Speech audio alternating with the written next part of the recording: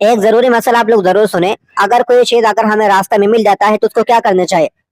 इसका दो सूरत है। एक सूरत ये है कि कोई ऐसी चीज हमें रास्ते में मिल गया जो मालिक ढूंढने वाला नहीं है, जैसे कॉपी का वर्क जो होता है, कॉपी का पन्ना वगैरह अगर रास्ते मिल जाता है, लेकिन मैं तो इस्तेमाल कर सकता हूँ लेकिन वो मालिक ढूंढेगा नहीं, तो ऐसे चीजें खुद इस्तेमाल कर सकते हैं, कोई दिक्कत नहीं है।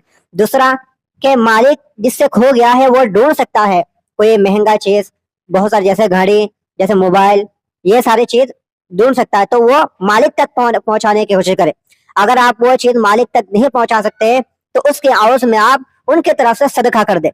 एक और बात इसमें ख्याल रखें कि अगर आपने जो सदका किया हुआ है, फिर भी अगर बहुत दिनों के बाद सदका करने के बाद अगर मालिक वापस आ जाता है, तो अगर वो उसको कहो कि मैं तुम्हारा वो चीज कि और मैंने इतना सदका किया, अगर वो मानने को राजी नहीं है तो फिर भी आपको उनका वो सामान उनको वापस लौटाना आपको जरूरी है। और जो सदका किया था आपने, सदका का सवाब आपको मिलेगा।